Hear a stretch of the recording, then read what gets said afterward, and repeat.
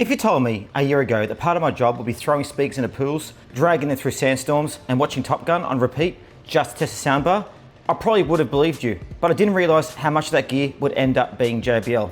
In the last 12 months, I've lived with the JBL Bar 1000, JBL Xtreme 4, JBL Charge 6, Flip 7, and the JBL Tour One M3 headphones. I've got a full review of the massive JBL Bar 1300 coming soon as well. So today, I'll do something a bit different. Instead of another single product review, I'm counting down my top 5 JBL products I've actually used in real life over the last year. The ones that survived the beach, the pool, the gym, flights, parties, everything. We'll talk about why each one made the list, where it actually fits in your life, and which one I buy first with my money. If you haven't seen me before, I'm Andy, and if you enjoy real world tech reviews, we actually use this stuff, not just read spec sheets, make sure you like the video, subscribe to the channel, and check out the description for our current JBL giveaways. All right guys, let's get into it. Here are my top 5 JBL products of the last 12 months.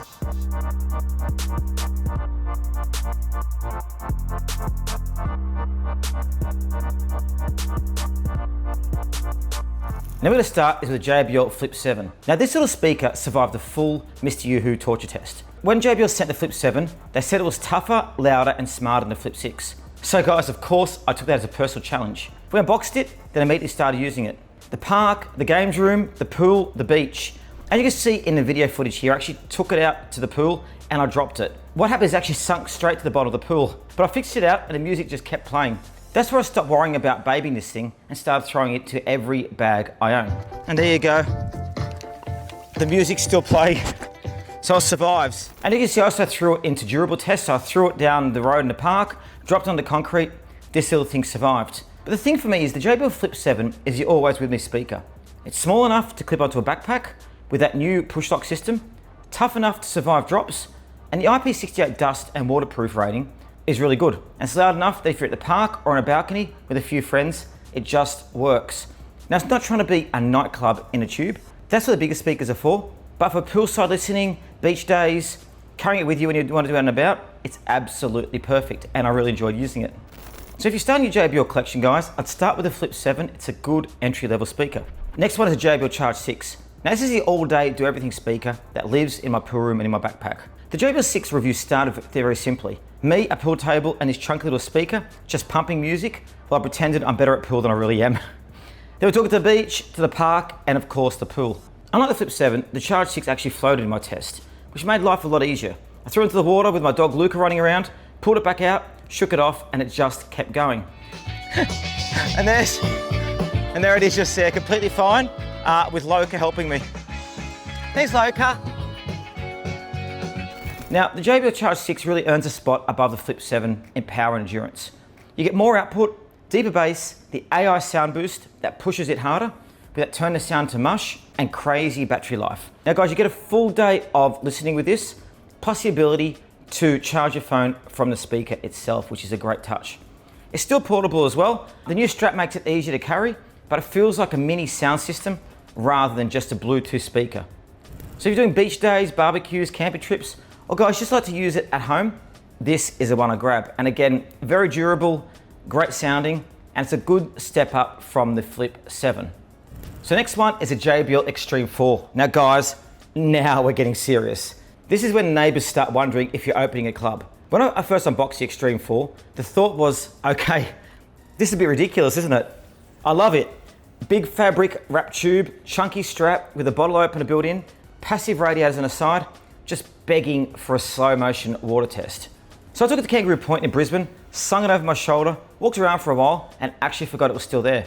Now, it's about 2.1 kilos, guys, so it's not tiny, but the strap makes it feel genuinely portable. When we fired it up, that's when it clicked. This is a proper pool party speaker. The Xtreme 4 takes everything I like about the Charge 6 and just scales it up. More power, more bass, more room-filling sound, and that lovely feeling when your chest just vibrates a little on the drop. With AI sound boost and the JBL app EQ, you can tune in for deep house, rock, or whatever your thing is. Guys, battery life is also huge. You can use it as a power bank as well by using it at the back there. It's rugged and waterproof and even made the battery replaceable. So you're not throwing out the whole speaker in a few years. If you host a lot of parties, do big outdoor gatherings, or just want a speaker that can handle a backyard full of people without breaking a sweat, the Xtreme 4 really is a sweet spot before you step into the full party box range. We've also done the JBL party box in the past as well. You can see links below. So what at number 2? This is the second in place. This is the JBL Tour One M3. Now as you can see, here it is just here. From shaking windows to blocking out the world. I've tested a lot of JBL headphones over the years, but the Tour One M3, the first time I've looked at a pair and thought, okay guys, these might actually pull people away from Sony and Bose. I've worn these on planes between Brisbane, Sydney, Melbourne, Gold Coast, Manila in the Philippines, all these different places. I've been in noisy gyms, on busy Brisbane streets, and sitting here on the Gold Coast editing videos. The True Adaptive Noise Cancelling 2.0 is the real deal. Plane engines, traffic, gym, music, it all just melts away. Very, very comfortable, very, very lightweight as well. One of my favorite tests was ringing my sister from a chaotic street and asking, can you hear all this noise? She said, what noise? The good quality mics in these are the best I've had on any JBL headphones so far. How about sound-wise? Well, they're exactly what I want from a flagship pair. Rich bass without being muddy, clear mids for vocals, and detailed highs that don't turn harsh. So you dive into the JBL headphone app, run the Personify hearing test, tweak the 12-band EQ, and they basically become your headphones. And guys, then there's a smart TX transmitter. That tiny little gadget that plug in almost anything with a USB-C or 3.5mm and stream it wirelessly to the headphones. Whether you're doing airplane entertainment systems, gym, treadmills, Nintendo Switch older TVs, suddenly they're all Bluetooth without actually being Bluetooth as well. So the battery life is solid, 70 hours a day ANC off, around 40 hours with it on, and quick charge giving hours of use. I've gone days without even thinking about charging them. So guys, if you do a lot of travel, commuting, or work in noisy environments, and you want a pair of headphones that can be a travel buddy, work headset, and music rig all in one, the JBL Tour One M3 are absolutely worth looking at. So you can grab them there. And aren't they a beautiful pair of headphones as well? Okay, the last one, the JBL Bar 1000. As you can see here, just here. Now look how long that is. Now this completely changed the way I feel about sound at home. We have to end up here with a soundbar that gave me goosebumps. So in my original JBL Bar 1000 review, I talked about the moment when I paused Top Gun Maverick mid-scene because I genuinely couldn't believe how good it sounded. The jets weren't coming from the TV, they were flying over my head. The clink of metal on the flight deck, the plane hitting the carrier, the whole room vibrating. That was the first time a soundbar made me feel like I was back in the cinema. The magic, of course, is the design. You've got the main bar up front, as you can see here, the big subwoofer on the floor, and those detachable rear speakers just there that magnetically clip on the sides. Charge them up on the bar, then drop them behind you when it's movie night for proper Dolby Atmos surround without running any wires through the room.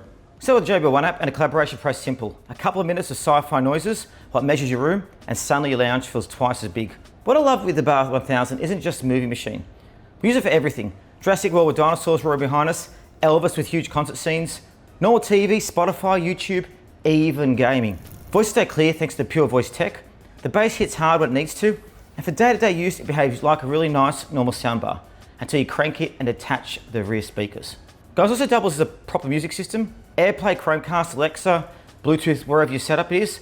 For a lot of people, it's replaced a traditional AV receiver plus speaker setup. And honestly, for most living rooms, it sounds better and way easier to live with. That's why the JBL Bar 1000 is my #1 JBL product from last year. It's the one thing that can make me think what home audio could be without building a dedicated cinema room. Also, very quick shout out to JBL Bar 1300. We're working a full dedicated review of that one. It's basically bigger, wilder cars than the Bar 1000. So if you're watching this in the future, check that link in the description or the end screen for that video. So guys, which one should you buy? If you're something you can clip on a bag and forget about it till you need music, grab the Flip 7. If you want one speaker that can handle a full day outdoors and charge your phone, guys, go for the Charge 6. If you host parties or want mini party box energy without going full DJ rig, that's the Xtreme 4. And if you travel, commute, or work in noisy spaces and want top tier ANC headphones, the Tour One M3 are incredible. And if movies and TV are your thing, and you want that proper cinema feeling at home without wires everywhere, the Bar 1000 one I'd choose first. Let me know in the comments which one you think is best. Would you like to see a full battle of JBL speakers video, Xtreme 4 versus Charge 6 versus Flip 7, or a deep dive comparing the Bar 1000 and the Bar 1300 side by side? If you enjoyed this roundup, hit like, subscribe to the channel, and turn on notifications so you don't miss the upcoming JBL Bar 1300 review and all of our giveaways. Guys, thanks so much for watching. I'm Andy, and I'll catch you in the next one.